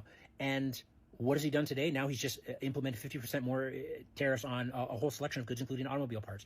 And it's like, it's so obvious. Like, Carney, you bent fucking over and you try to justify, well, it's only 15% of the net revenue and blah, blah. No, it was all our fucking bridge. You gave the dessert away, you fucking idiot. And now Trump's going to come back for more and for more and for more. And listen, I'm speaking for myself, and I'm sure a lot of other Canadians feel the exact same way, but I would rather face whatever economic hardships we have to for the next 2.5 years while Trump remains in power and just say, fuck off, United States, and cut them off, than I would die in this slow death and wonder what's going to happen when the free trade agreement comes up for renegotiation, how bad Trump is going to fuck us on that, and what Carney's going to give up on that. Like, it's just spineless at this point. And I'm just so disappointed because I voted Liberal. You know, I thought that Carney could navigate this, and he's not. He's being taken advantage of, and he just does not understand how to deal with Trump at all. He doesn't. Okay, and it's good to see the Liberal mindset, knowing how they're working. They're getting fed up with Carney as well, but they would rather have Canada hurt. And here's the thing. When you watch any Liberal media, and I watch a lot of it because I want to know the best talking points from their side, they're all convinced the midterms are going to be an absolute blowout, and they are close, and I don't believe they're going to be a blowout. I think Trump is going to win the midterms even without his name on the ticket. That's number one. Number two, the long-term strategy for Liberals is they think they're waiting Trump out, and there's no way J.D. Vance is going to win. Again, I think J.D. Vance is the only sane person in the room, and any Democrat you could put up is going to look insane next to him. I think he should, especially if it's him and Rubio, even though I don't like Rubio as much as J.D. because of his past being a neocon, I think that is a very, very strong ticket. There was something else I was going to say here. I lost my train of thought. That's okay. We can continue to go. Nova Rose says, quote, Michael Knowles left his professor speechless. The debate ended in total frustration. Yeah, and this was a good clip, so I just threw it in here. Michael Knowles made this professor rage quit this debate. I'm a full-time professor here. I also am Italian-American, and I happen to agree with the protester in the back. You know, in 1492, before a racist and genocider came to this land, There were people living here. Every inch of this land was occupied. Just as a matter of history, not every inch of the land was occupied. There were huge areas that were completely wilderness. And it's important that we listen to this as Canadians because they're having this debate in the States. In Canadian colleges, you can't even have this debate. It's called hate speech in Canada. You'll get arrested for talking like this. That being said, I love Michael Nosel's response to this, and Canadians need to grow a backbone and realize that he's right. Those people still exist. The North American indigenous people, Central and South American, they're still here. And I would like to know how you can say that they have no ancestral claim to this land, and that as a white person, you can say that they cannot migrate freely and cannot use the land freely, that they rightfully own and have for thousands of years. Well, Michael, I'd like you to be more specific. Which people specifically and which land specifically? Because there were lots of different peoples in the northern and southern, in North America and South America at the arrival of Christopher Columbus. So which people do you think have a claim to which land? I'm talking about the Native Americans. But there were many different Native American tribes. Would you like me to name all the tribes? Yes, and I'd like you to name, and the reason I would like you to name all the tribes is because there were many tribes who conquered many other tribes. So just as an example, thank you. Just as an example, the Comanche Indians come in and they conquer areas run by the Apache Indians. Now the United States comes in and owns that land. To which tribe should that revert? To which tribe should that land revert? The Comanche who had it before us, or the Apache who had it before them? When the Spanish came to this country, into this continent, they did create a new race known as Latinos. This is a mixture of Spaniards and Native American populations. So if we were going to revert certain land to Native populations, why would we not then immediately take that land away from them? Because they also descend from Spanish explorers. In what sort of atomized way would you define your own race, your own identity? I think this is a very backwards and ultimately impossible view of personal identity that puts your stock in some particular ancestor rather than something that is larger than yourself. I think it's a madness of the modern left, and it leads to crazy policy proposals, such as saying that somebody who descends from a native population in Colombia has a right to move to any apartment he wants to in New York because of race or something. Thank you for not answering my question, and in the future... I think I did answer you. How specifically could I answer your question? If you could not lower the microphone until the person's done speaking, I think that'd be better for everyone. Thank you. That's all. And again, this is why they're not having this problem with private property rights in the United States. Number one, they actually have private property rights. But number two, people are willing to stand up and call out the insanity. In Canada, they're going right along with it, and they're seeing their private property rights absolutely disappear. Alberta, wake up. Vote for your independence on October 19th so you can protect not only your private property rights, but your future, your children's future, and your grandchildren's future at this point. Also, eventually, I do want to talk about the PSYOP that was just started and continued during the World Cup against Argentina with very similar claims from people that know nothing about Argentina. But moving on, Benny Johnson says, quote, Sophie Cunningham just told the truth about men in women's sports. The WNBA star laid the trans agenda to waste in a new interview with ESPN. Yeah, and she's been absolutely fantastic, and I'm glad that she spoke up, especially in a league like the WNBA that is so ideological, from the coaches to the owners to every single part of it, because it's a completely subsidized league. It loses money year after year, and none of these 6 foot or 7 foot playing lesbians want to call it out. This is the wokest sports league that exists. It's nice to see at least one player with some backbone to actually stand up and say the thing that is true, because there's a lot of players in this league that probably agree with her, but none of them are actually standing up and saying something right now. Oh, and you can just read it. Okay. Says, I think I'm here to extend love, but I also think that love is truth, being honest. And I want to protect young girls in a locker room or young girls in a sport who shouldn't have to go against biological men or see biological men changing or doing whatever they do in said locker rooms too. Ew.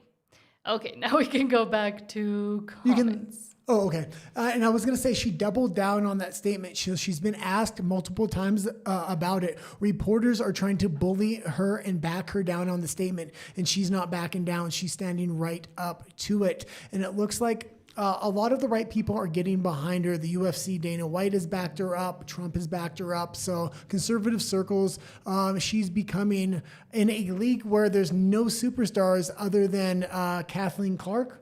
Caitlin Clark, you have Caitlin Clark's teammate becoming extremely popular. But now Rage Against Machine says maybe we should be aligning with JD Vance now. We absolutely need to align with JD Vance, because Carney, and it seems like Danielle Smith's plan is to extend this to a 2.5 or 3 year timeline.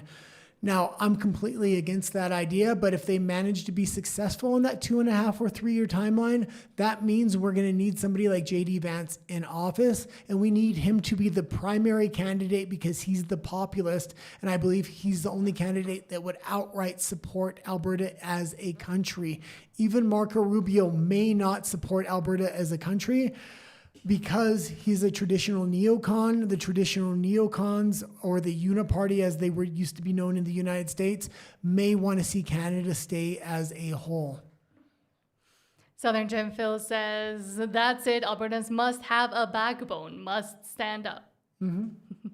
Yes. And we do, and we need to have even more of a backbone than we already have. We already have the most backbone in Canada, but we're going to need more of it if we want to push for a binding referendum 12 months after the non-binding referendum.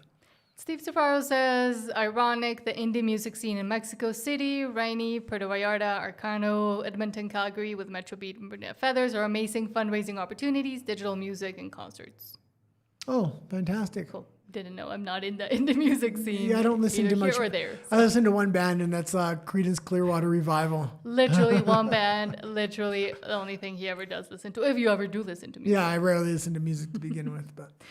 Hold on, where were we? Philip Espa says, can you use the elbows up? It's not very effective. Trump used tariff. It's super effective. Can you became confused? Can you hurt himself in his confusion? And tipped over and continued to sing. Oh, and Stephen Jensen, thank you. Yes, Stephen Jensen, thank you so much for the $10 super chat, saying at least in New Brunswick, the Supreme Court ruled in favor of people who already own land, fee simple land, said that they cannot have a second title to that same land. Yeah, it's going to be very interesting what happens. Some courts are refusing to even rule on it. Other courts are ruling on it. So it's going to be interesting what happens with private property. But I think Canada is supposed to set the precedent for the rest of the world, how this is supposed to work to take private property rights away from individuals. And they're doing it in conjunction with the United Nations and a lot of other organizations. And you're seeing these same mechanisms being built in other countries, just not being implemented. Canada is really the tip of the spear at this point. Being visible with a prediction says, I feel that Trump could get backstabbed by Jerry Kushner, his stepson, for punishing Carney for bailing Jerry from 666 Avenue. Yeah, I don't know what's going to happen. Trump's using Jared Kushner right now to make a lot of money. And I think he realizes he needs a lot of money when he gets out of office, because if J.D. Vance doesn't win, he is going to be a target. It's going to cost him billions of dollars to keep the heat off his back, I think. James B says, sorry, wanna be Mr. Clean. Your thoughts are 100% wrong with wishing bad things on Canada and Canadians. Nobody's wishing bad things on Canada or Canadians except for Mark Carney here at this point. Mark Carney's almost inviting a dark future in order to consolidate power within the federal government. This is why Alberta needs its independence, to shake Canada awake. If Canada is absolutely desperate for survival, maybe then they'll cut a deal, because at this point, every other country has cut the deal and has realized the United States it's beneficial to be their partner, not start a confrontation with them. And Mark Carney's tried both ways now. He's tried to play hardball. He's tried to play softball. Nothing's working, because there's one strategy that works. You put everything on the table and make one big deal, one big beautiful deal. And that's what Trump wants. Everything on the table all at once, make the deal overnight like that. That's how these other countries are doing it. This is how Mexico is doing it. This is how the EU has done it as well. Silverfeet says, Sophie, protect Caitlyn at all costs. Absolutely. And the highlights of her defending Caitlyn has been absolutely fantastic. I must say, I do not like the WNBA, but I will watch those clips all day. Silverfeet says, the wokest is the NWSL, or National Women's Soccer League. There. Well, for some reason, all the women's leagues are always even further conquered by wokeism. Yeah, because I think they allow it to come in, and I think they know deep down they have very little money coming in anyway, so might as well just latch themselves to any trending ideology. Yeah, I still think the WNBA by far is the most woke league. They have Caitlin Clark, who is like a Michael Jordan of that league. They could literally build an entire league around her and make it a profitable league. But rather than do that, every player in the league wants to vote against her and wants to hold her down. When they voted for the all-time best players, she wasn't even on the freaking list. Sounds like messy to me what's happening to him right now. But A bunch of jealous lesbians is what it is. Yeah, in both cases, literally. Several people like that joke, I hope. But now let's go to Alberta's Canada. I'm angry. I've had enough of these people. Okay, let's start. And a bit of a longer show because we missed her show yesterday. Again, Nat's sick. That's why she's off camera. I may have to change the battery for my camera at some point. So if I go black, Nat will keep Nat will keep talking. And there we go back. Okay, let's start with this from CTV News. Says, quote, jobs filled by temporary foreign workers are often ones youth don't want, according to the CFIB. That sounds like a great excuse because I know a lot of young people looking for jobs that would take almost anything. That's an absolute lie. Before I left Canada, when I was trying to leave Canada, I was taking minimum wage jobs just like this that they say nobody else wanted. And you know what? I had a hell of a time even getting a job like that because I didn't check the right boxes. But also we brought up that they want to bring this digital ID in for Red Seal workers or for trade workers. That's the word I was looking for. Thank you. For trade workers, I really think they're going to try to give these trade jobs and training to refugees, to mass immigrants, so that they'll do these trade jobs at half the price. And they're going to need trade workers, especially with all these pipelines and other natural resource contracts they're finally going into. Next, from CBC Watcher, quote, Raphael Melancon on CBC Today saying Quebec should threaten to cut off massive hydro exports to the northeast U.S. as leverage against, again with the elbows up. Anchor Andrew Nichols with crickets. No, well, and I will say this, as much as I don't think you should go to war with the U.S. in any way, shape, or form, I think Danielle Smith had the right approach up to this point. She seems to be faltering and changing her approach. Her elbows seem to be coming up. But if there's one province in all of Canada that should have their elbows up, it should be Quebec, because every industry that's monopolized, or a lot of them, lie in Quebec. The federal government is sacrificing the entire future to protect the monopolies in Quebec. So if any province is going to put their elbows up, it should be Quebec, and it should be Quebec trying to sacrifice their industries rather than asking Alberta to sacrifice theirs. But at the same time, on our side of the border, we also need to stand up and defend our interests. So if you were advising the Canadian government, the federal government, on how to react in this moment over the next 30 days, what would you say to them? Well, I think Rob Ford had an interesting proposal with the energy sector here. And it's not just about oil. You know, you can put pressure as much as you want on Danielle Smith and Alberta, but in the end, they might not move on it. But let's not forget that Quebec, here in this province, we are major producers of hydroelectricity, which we export massively to northeastern states in the United States. So this is also a leverage that we could use eventually in these negotiations, saying if we don't come to an agreement, we might cut off electricity supply to your northeastern region.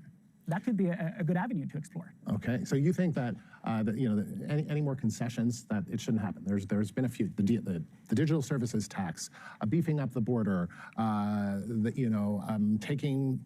sharing tolls from the Gordie Howe Bridge. Pause it for a second. And what they want to try to do is play a hardball. They've already tried that. They failed. They tried to play nice. It failed. They have to negotiate everything at once very quickly. This is how Trump likes to do deals. These kinds of things, you think that this is just not the way to go? The problem we have is we're negotiating with a bully at the moment. And what does a bully do when he gets what he wants? He's going to ask for even more. So the more you concede to Donald Trump, the more he's going to come back with even more demands because we're going to be showing weakness in the end as a country. So we need indeed to stand up. Of course, the wind is going to... And he's saying, if you give him a little bit, he's going to take a little bit more and a little bit more. That's not how it works. If you put everything on the table at once, you negotiate everything at once, there is no more leverage points. And this is how Trump likes to make deals. This is what we've seen with country after country. If you try to negotiate this and then this and then this, yes, he's going to absolutely bend you over and take everything from the country. But he likes to negotiate everything at the same time. Going to be blowing over the next few months strongly over Canada, but let's not forget they're still having midterm elections, so Donald Trump could eventually lose control over at least one of two houses of Congress. So let's have fingers crossed, wait until they have these midterm elections, and maybe eventually Donald Trump will be also weakened, and we will be able to negotiate much better with him eventually. Raphael, good to talk to you. Thank you. That's political. absolutely ridiculous strategy here. They play hardball with the United States. Canada has about this much leverage. If they piss off the United States has this much leverage. They will crush Canada. Trump is playing nice right now, trying to push them into putting everything on the table at once. Yes, they're going to lose a little bit, but overall, they'll gain a lot more. Canada does not want to do this because it's not Canada that doesn't want to do it. It's Mark Carney. He's a globalist. Canada is a mechanism to apply hurt on the United States, I believe, right before the midterms. They want to have an effect on the U.S. economy. I'm not going to be surprised if behind the scenes, Mark Carney offers Danielle Smith a lot to turn off those pipelines. Next, Sherry Lynn says, carbon tax rebates, I think you meant to say the redistribution of wealth scheme. Teach your kids about socialism, have them clean the bathroom, pay them slow down a little bit, because this is actually a really good idea if anybody does have kids. Pay them $10, then read it again if you can. Okay, teach your kids about socialism. Have them clean the bathroom, pay them $10, then take $7 to give to their sibling who didn't lift a finger. Absolutely fantastic idea if you do want to teach your kids about how Canada works. And I continue to say homeschooling is the best option. Yeah. Because they won't say that. Homeschooling's not available everywhere in the world, and they're making it illegal in lots of parts of Europe right now. And I believe they're going to want to bring that same mechanism to Canada. They've spent decades turning these institutions to indoctrination centers. They don't want kids being educated in a proper way. They want to keep them indoctrinated. Mm-hmm. Alexander Sultan says, quote, Canada's #1 opponent to an oil pipeline for export to Asian markets suddenly realizes BC needs to diversify its exports. I'm not sure how the federal government reaches an agreement with an administration that, as far as I can tell, isn't talking to them. I don't see that the Americans have been engaging with Canada in trade conversations in any meaningful way.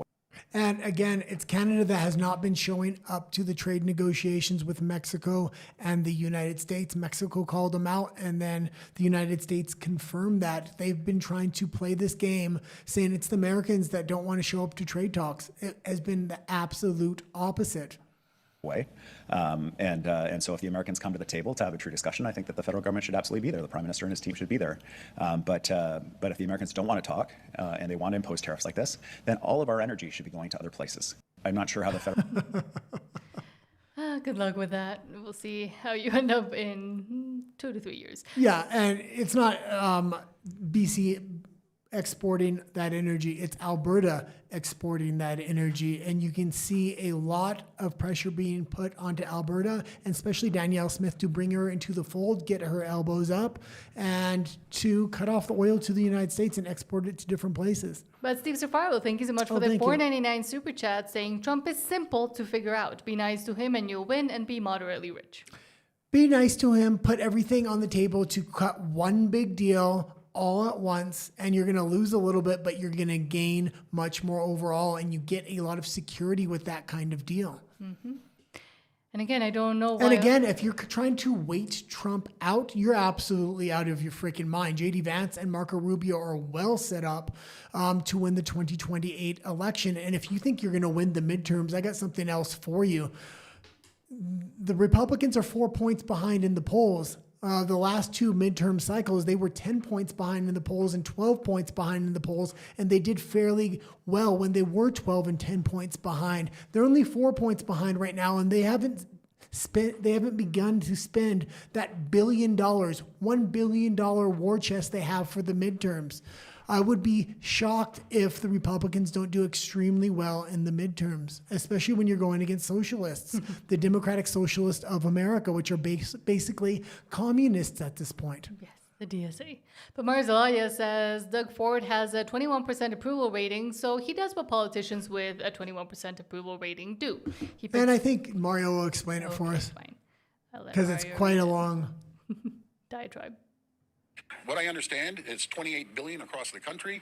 Majority is going to be here in Ontario. That's why we can't roll over. We have to hit back. We have to, rather than be on our back heel, as I said, we have to go forward, take the offense. We are an energy powerhouse. And we could dismantle the U.S. if we wanted to, if we all work together. No matter if it's the electricity, and I'm not speaking for the other provinces, I'm going to be very clear. The potash, the oil, we're their number one customer in the world. They need to feel the pain rather than us constantly feeling the pain.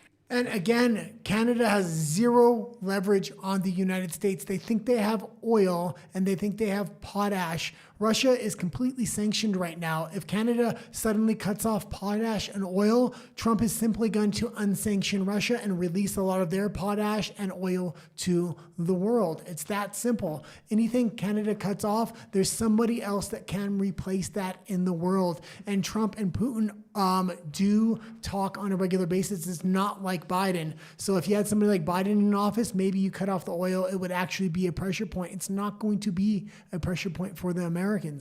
Doug Ford said that for Doug Turn it Ford up. and not for anyone else. He did it because his polling is very low. He's become very unpopular in Ontario. There's nothing beneficial about stating what he just stated and antagonizing the US even more. He literally said we could dismantle the US. No, we cannot. We literally cannot. And Doug Ford is single-handedly responsible for the breakdown in the negotiations that existed with Kuzma and the US. And I'm honestly starting to believe that Carney and him have some sort of an understanding where he could play bad cop and Carney can play good cop. Because what is happening right now and the things that Doug Ford is stating, he's overstepping his boundaries. He is not in any position to be making these kind of statements towards the US. And he can say, yes, I'm representing the people of Ontario. But he single-handedly spent nearly $100 million, or had budgeted to spend nearly $100 million to run Ronald Reagan ads in America in key states to change Americans' minds. Donald Trump and the U.S. administration saw that as foreign election interference. Okay, and you can leave it there. And I just keep seeing clip after clip after clip talking about the bad Americans. The Americans want to trade a war. We just want to be friends. We just want to be friends. This is ridiculous. I don't know why they want to trade war. You're the one that put elbows up, literally ran an entire campaign for the prime minister to get in office, and you continue to run elbows up campaigns. You invest $100 million in an ad campaign against them, and you demonize them on a regular basis. On top of that, you're trying to organize the rest of the world through the middling powers to stand up against America. They see what you're doing, Mark Carney, and it's not going to work. But also, let's remember, and Brad75 says Doug Ford endorses Donald Trump. Yeah, I hadn't seen this clip. It was funny to see how he's kind of flip-flop. He went from a MAGA supporter to an elbows up guy. When I travel frequently down to the U.S. almost every week, and just speaking to people from California to Chicago to New Jersey to Florida, I heard this momentum happening. And when he first announced, everyone was laughing, and I said, he's going to win. Not only is he going to win, he's going to be the next president. And I truly believe he'll be the next president. He's obviously your pick for president. Tell us why. Well, because he's not a politician. He's against the establishment. And the establishment has run the Republican Party and the Democrat Party for God knows how long. He doesn't owe anyone anything at all. They have big financial PACs down there that are backing all these candidates. That means they're indebted to him. They owe the PACs favors. They owe the lobbyists favors. They owe the big corporations favors. Donald Trump doesn't owe anyone favors except making sure that they make America great again. Do you think now, if he gets the nomination, can he beat Hillary, though? He will win, and he will beat Hillary. There's a lot of baggage Hillary carries along with Bill, and he put Bill in his place a couple of weeks ago, which was good. Okay, and you can leave it there, and it's just very interesting to see how he's flip-flopping all those things that he talked about, big PACs, money behind the scenes, being corrupt. It seems like that's what Doug Ford is now. Mm-hmm. And it's also funny that he probably got elected because back then he was supporting Trump. Yeah. Rage Machine says, hope you feel better, Nat. Thank you so much. We'll go into your comments and then into Alberta and the world. Rage Machine says, are framing jobs already being undercut from the invaders? Yeah, it's absolutely ridiculous. And I mean, the Unacceptable Fringe has talked about it quite a bit. Friends and people he knows, their wages are being undercut in the oil industry as well. It's absolutely ridiculous what's going on in Alberta. And we went over the statistics the other day. They're saying, we have PRs and permanent resident statuses are way down. There's only a few 100,000 a year, the federal government said.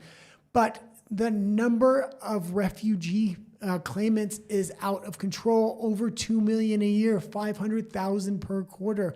That should not be the case. Justin GP says, and yes, guy's a looker. So you're handsome. Oh, Thank you, Thank Jess. you. Yvette DeVoe says, making homeschooling illegal is a very scary red flag. Well, yeah, look at the UK. There's all kinds of red flags, and they're all over Canada, the European Union, and the UK right now, as well as Australia. It's almost like the entire Western world. And even the US had all these red flags under Biden. I mean, there's very little holding these globalists back right now. Rage Against the Machine says, nice how Ford thinks our gas and potash are his. And I mean, technically right now, they kind of are. Well, this is what all conservatives across Canada think. We've seen Harrison Faulkner said, "I believe Alberta is my inheritance. I don't think you should have the right to go." That's absolutely ridiculous. And Todd says, what a two-faced mofo. And again, he'll do whatever works or whatever he thinks it works. And right now, what works is kissing Carney's feet. Yeah. Pete says it's a fight between greater good and having a family and doing the good.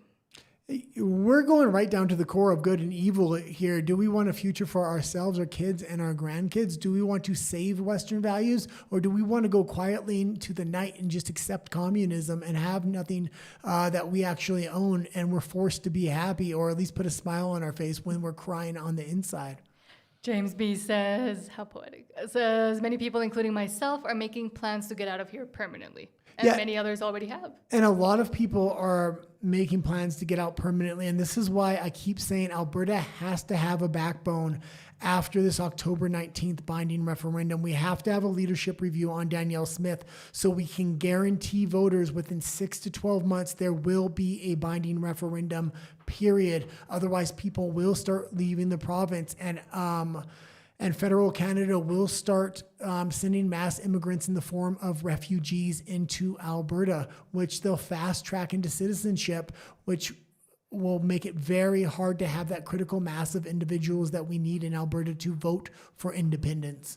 Over in our UMBLE, Rusty says, anything Smith is for, I'm against. She's an agent of the crown and our enslavement.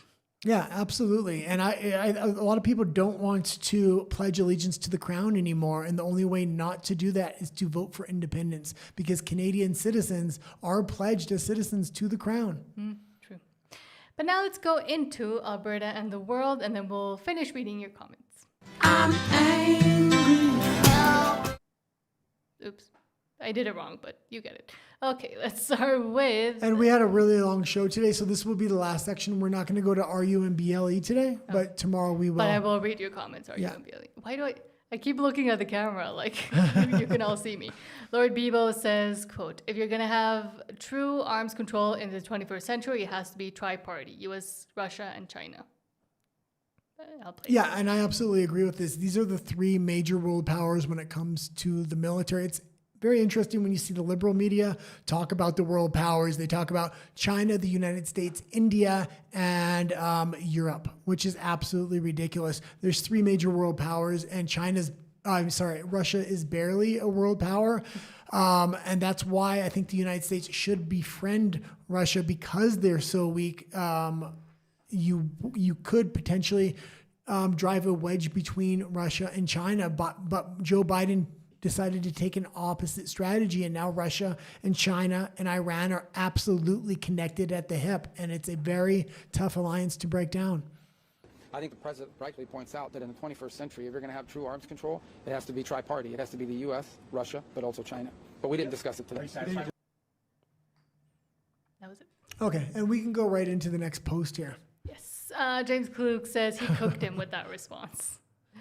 Yeah, this was a good response, and I think a lot of Canadians will be able to relate to this, but it is an American clip. This happened here, happened in Scandinavia 30 years ago. Wait a minute. Oh, no, complete it, because I've got a response to you. They tax it 50%. Their consciousness is very, very different. I talked to a young bartender. She said, in your country, people want more. Where we start to go into is socialism. She said, we have graduated to a level of awareness that when we get to a certain place, we do not think, I want more. We think, how can I lift this person up, that person? So it is an internal mechanism that is a collective. And that has resulted in some 0 moon landings. And This is perfect. If we've reached some liberal utopia consciousness, we don't have to have taxes anymore because people would just take money out of their own pockets and lift people up. Why are we giving all this money to a corrupt government thinking they're going to fix it? They're corrupt. If you've really reached this liberal level of consciousness, each individual can donate the money and know it's not going to be taken and rerouted to other places. They can choose where to put their money, essentially. For them.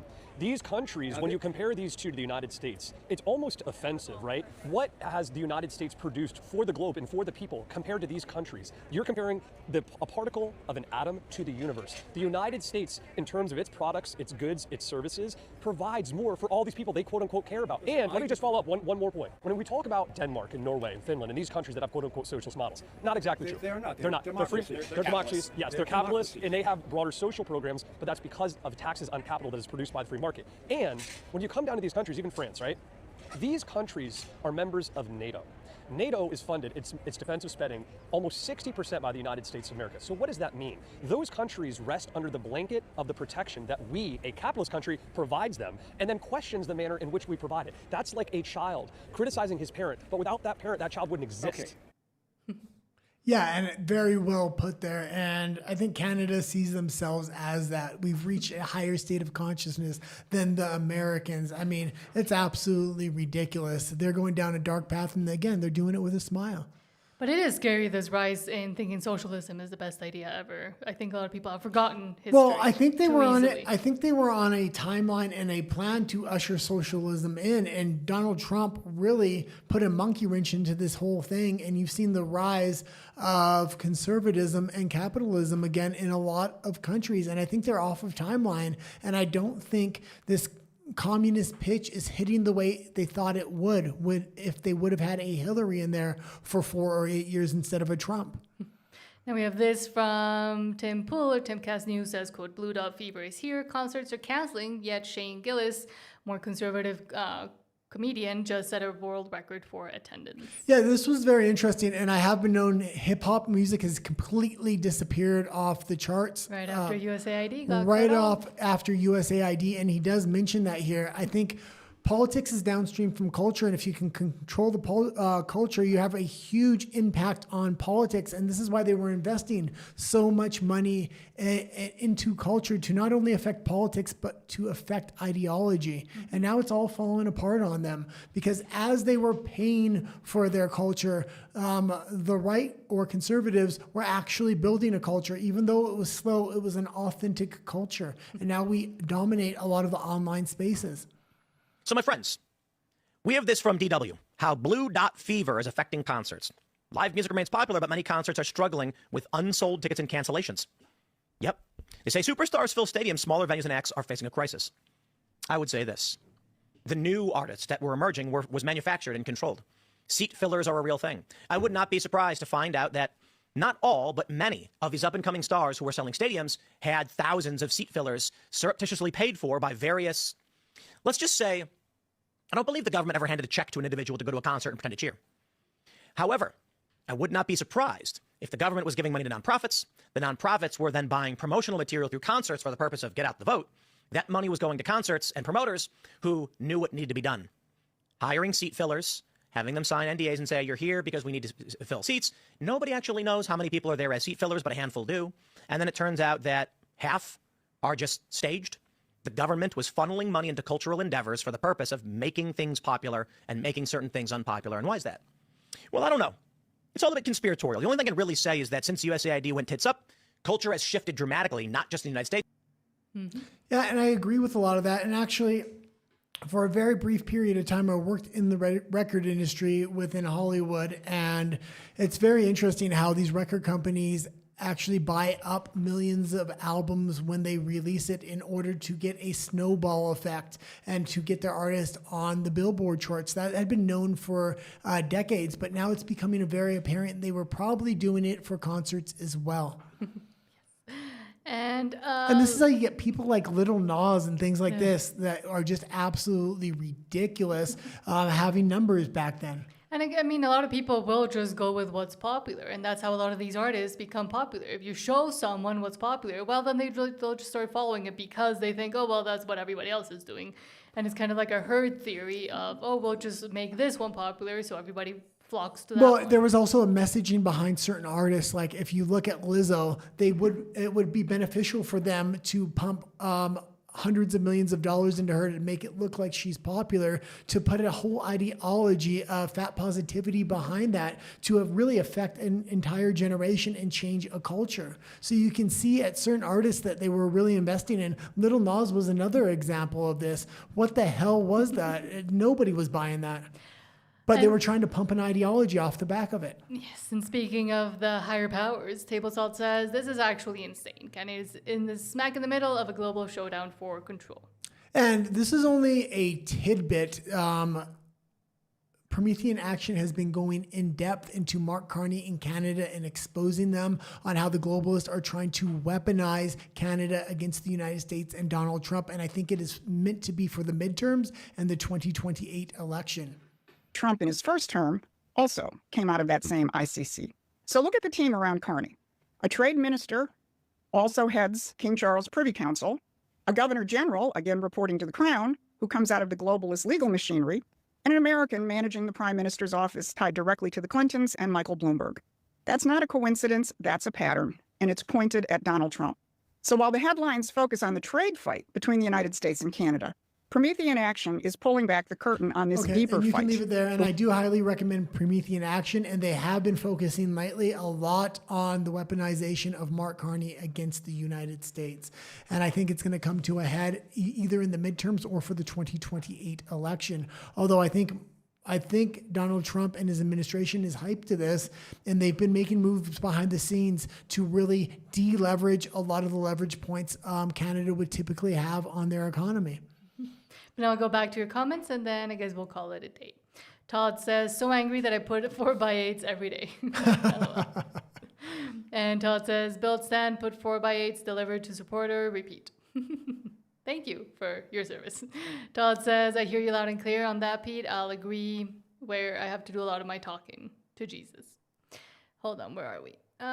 Let's go, Alberta independence, let's go, says Todd at the end. And yes, exactly. Absolutely. And not weakening in support, I would say, and just strengthening that support instead. Hold on, where are we? Philip Vespa says, that was when Dougie still had his brother's demeanor. Funny how a scamdemic and lots of lobbyist money can change someone. Yeah, I mean, he literally sounds like everything he was against at that time. Philip Vespa says, I'm looking to leave if the referendum fails. Might be looking at a place like El Salvador or Argentina instead of the U.S. I don't want to live under Democrat rule. Well, careful with Argentina. Apparently everybody yesterday discovered they're super, super racist. And the huge campaign started being funneled against them and the national soccer team. Argentina's great because there's a lot of land there, and there's a lot of American money going into Argentina as well. So it'd be interesting if we can follow up Donald Trump with a J.D. Vance. They're going to continue to build up Argentina. So Harmony says, love is one level and unconditional love is even higher. Yeah, absolutely. I will say something else about looking into Central or South America countries. In a lot of these countries, cost of living is starting to go way up. It's still a lot cheaper than Canada or the United States, but really look into the countries before you move there and make sure you're not looking at older stats. So, but wait until after Alberta, and if not, we'll stay when Alberta becomes. And also, if you're looking to buy a property in some of these places, there's usually loopholes where you have to own a company or something like that. A lot of these countries do not allow non-citizens to own property, which I actually agree with, and that's how it should be in Canada and the United States as well. Beulah Hillier, hello, says, hi, I am late watching from Innisfail, Alberta. Thank you so much for being here. And Todd says, way to go, Innisfail. Yes. And now over on RUMBLE, I'll finish reading your chats. KP4U says, thanks for answering, Guy, or thanks for your answer, Guy. I would look into them more seriously, but it would probably just anger me more. I know they're not for our safety and not here for the better good, LOL. Talking about the Meta investment and the... Oh, yeah. AI data centers. AI data centers overall. Yes. KP4U also says, the Uniparty is finally exposing themselves. It should be getting pretty obvious by now. Yeah. And in Canada, too.